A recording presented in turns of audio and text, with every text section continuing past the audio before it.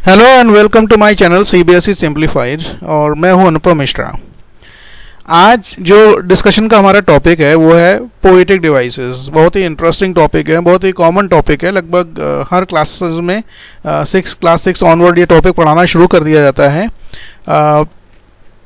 ये poetic devices होती क्या है, इनको फिगर ऑफ स्पीच भी बोलते हैं। बहुत सारी पोएटिक डिवाइसेस हैं। There are number of poetic devices जो क्लास और स्टैंडर्ड के हिसाब से पढ़ाई जाती हैं। तो आज का जो हमारे पोएटिक डिवाइसेस हैं इसमें इस वीडियो में हम दो पोएटिक डिवाइसेस कवर करने वाले हैं। एक तो सिमली है और दूसरा मेटाफर है।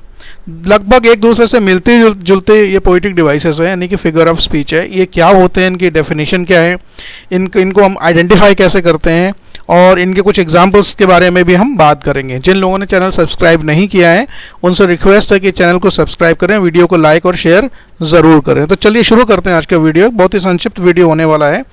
तो जैसा कि मैंने बोला कि हम पोएटिक डिवाइसेस के बारे में बात करते हैं। दो पोएटिक डिवाइसेस हैं, सिमली और मेटाफर। देखिए, सिमली और मेटाफर दोनों में होता क्या है। In simile there is a comparison between two things. दो चीज़ों में कंपैरिजन होता है और मेटाफर में भी दो चीज़ों के बीच में कंपैरिजन होता है। बट दोनों में थोड़ा सा डिफरेंस है। वो डिफरेंस क्या है उसके बारे में बात करते हैं। सबसे पहले हम सिमली के बारे में बात करते हैं। सिमली को हिंदी में उपमा अलंकार भी बोलते हैं। देखिए, पोएटिक डिवाइसेस को हिंदी में के छात्रों ने पढ़ा होगा, जो हिंदी में तो लगभग सभी स्टूडेंट्स को क्लास 10 तक पढ़ाई जाती है। और तो जो अलंकार है उन्हीं को हम पोएटिक डिवाइसेस बोलते हैं। तो जो सिमली है उसको हिंदी में उपमा अलंकार बोलते हैं, यानी कि किसी चीज़ की उपमा किसी दूसरी चीज़ से की जाए। तो इंग्लिश में क्या है, ज़रा पढ़ते हैं इसके बारे में। In simile there is a comparison between two persons and objects और एनिमल्स और एंड ह्यूमन बींग्स और two objects of different kinds. किन्हीं भी दो चीज़ों में आपस में कोई कंपैरिजन होना, दो एनिमल्स के बीच में हो सकता है, एक इंसान और एक एनिमल के बीच में हो सकता है, दो ऑब्जेक्ट्स के बीच में हो सकता है, एक लिविंग और एक दूसरी नॉन लिविंग चीज़ के बीच में देयर इज अ कंपैरिजन। उसको हम सिमली बोलते हैं। अब सबसे इंपॉर्टेंट चीज़ क्या है? सबसे इंपॉर्टेंट चीज़ ये है that they have at least one thing in common. एक दोनों में जिनमें हम the things which we are comparing with each other, they should have at least one thing in common। दोनों में कम से कम एक चीज़ कोई कॉमन होनी चाहिए, तभी वो सिमली, तब हम उसको आपस में कंपैरिजन यानी कि तुलना कर पाएंगे। और उसका आइडेंटिफिकेशन का तरीका क्या है, खासकर छोटे बच्चों के लिए जो ये पहली बार पोएटिक डिवाइसेस पढ़ रहे हैं, सीख रहे हैं।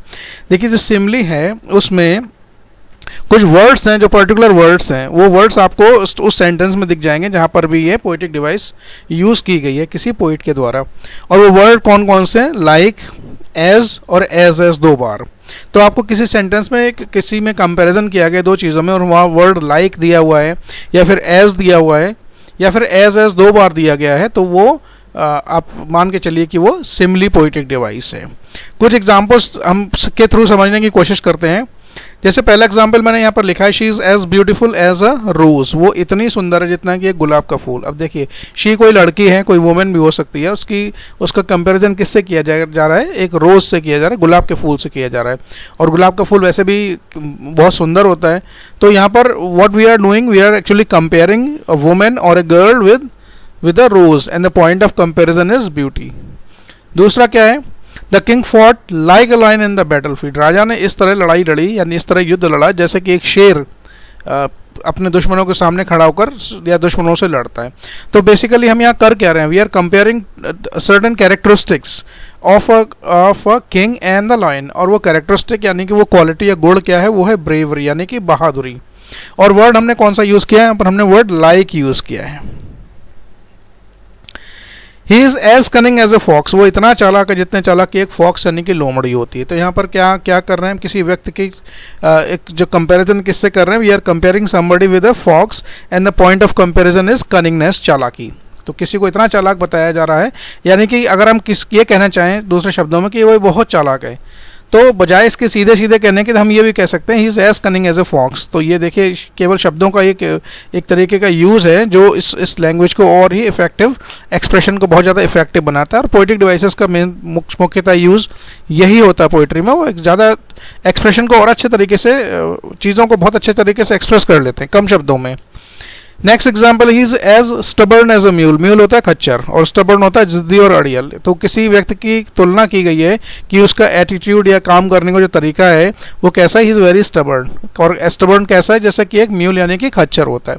तो यहाँ पर देखिए वर्ड एज आया है तो यहाँ पर भी सिमली है। दूसरा है errors like straw upon the surface flow. Errors यानी कि गलतियाँ जो हैं घास के तिनके के समान पानी की सतह पर तैरती रहती हैं, आप जितना मर्जी ढूंढ लीजिए। तो कहने का मतलब ये कि गलतियाँ तो इंसानों से होती रहती हैं, आप जिस व्यक्ति में चाहें जितनी गलतियाँ ढूंढ लीजिए, बहुत आसान है दूसरों की गलतियां ढूंढना। तो here what we are doing, we are comparing errors with straw. जैसे स्ट्रॉ पानी की सरफेस पर तैरती रहती हैं, वैसे ही आदमी में गलतियां तो ऊपर से ही दिख जाती हैं। और यहाँ पर वर्ड एज यूज किया गया, therefore there is a simile in this sentence. Next क्या है, the quality of mercy is not strain, it dropped as the gentle rain from heaven. ये merchant of Venice William Shakespeare का लिखा हुआ एक play है। उसमें एक कैरेक्टर है पोर्शिया। पोर्शिया के द्वारा कही हुई लाइन है कि quality of mercy is not strain, it dropped as a gentle rain from heaven. यानी कि मर्सी की क्वालिटी के बारे में वो लड़की बताते हुए कहती है कि ये बेसिकली मर्सी जो है ऐसे होती है, यानी कि तुलना से की गई है जैसे आसमान या स्वर्ग से जो बरसात होती है, बिल्कुल जेंटल रेन एकदम उससे इसको तुलना की गई है। तो ये बेसिकली सिमली है। सिमली में हम कह सकते हैं कि भाई इसमें there is a direct comparison, दो चीज़ों के बीच में डायरेक्ट कंपैरिजन होता है। बात करते हैं मेटाफर की। जो कन्फ्यूज़न है उसको थोड़ा सा ये वीडियो देखने के बाद थोड़ा सा दूर हो जाएगा। अब मेटाफर है क्या, देखिए metaphor is an implied Simli, वो सिमली का ही एक दूसरा रूप है। और मेटाफर में क्या होता है, there is an indirect comparison between two things, दोनों चीज़ों के बीच में इनडायरेक्ट कंपैरिजन है। तो इनडायरेक्ट कंपैरिजन का मीन्स ये है कि there is the word like, as और एज ये वर्ड मेटाफर में यूज नहीं किए जाते हैं। हिंदी में इसको रूपक अलंकार बोलते हैं। तो डेफिनेशन क्या है, in metaphor two things are compared, दो चीज़ों के बीच में कंपैरिजन होता है, but the words of comparison like, as and as are not used. यानी कि जो ये कंपैरिजन वाले वर्ड हैं इसमें लाइक, एज और एज आता है, इनको हम यूज नहीं करते हैं। और दूसरा मैंने क्या बताया कि मेटाफर जो है इम्प्लाइड सिमली, एक तरीके का सिमली है। सो when we say he fought like a lion in the battlefield, जब हम ये बात कहते सेंटेंस इस तरीके से बोलते हैं कि वो जंगल में ऐसे लड़ा जैसे कि एक शेर लड़ता है, तो यहाँ पर हम तुलना तो कर रहे हैं, we are comparing the braveness of a person and a lion. लेकिन इसी सेंटेंस को अगर हम दूसरी तरीके से कहना चाहें तो ये तो पहले सेंटेंस में ये तो सिमली है, but when we say he was lion in the battlefield, वो जंगल में शेर था बिल्कुल।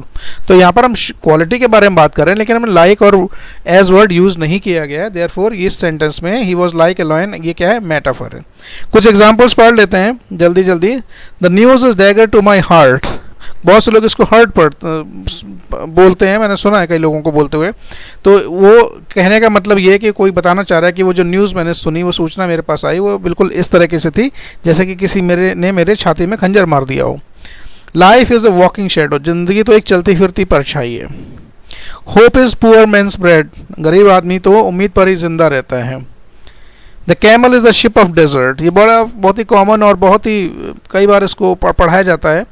यहाँ पर कैमल की जो कंपैरिजन है वो शिप से किया गया है। जैसे शिप अपनी ड्यूरेबिलिटी के लिए और अपनी स्ट्रेंथ और जो लॉन्ग डिस्टेंस वो ट्रैवल कर लेते हैं बिना रुके, तो उस पॉइंट पर कंपेयर किया गया है शिप को किसके साथ, कैमल के साथ। Revenge is a kind of wild justice, बदला लेना तो एक जैसे जंगल का जो न्याय होता है, जंगल का कानून है, वैसा ही होता है।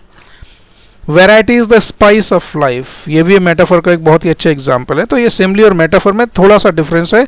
आई होप ये वीडियो आपको पसंद आया होगा और जो मैंने आपको एक्सप्लेन करने की कोशिश की वो भी आपको समझ में आया होगा। कोई अगर आपका सुझाव इस वीडियो के बारे में है तो कमेंट सेक्शन में ज़रूर बताएं। चैनल से जुड़े रहें। बहुत बहुत धन्यवाद। Thank you very much. आपका दिन शुभ रहे।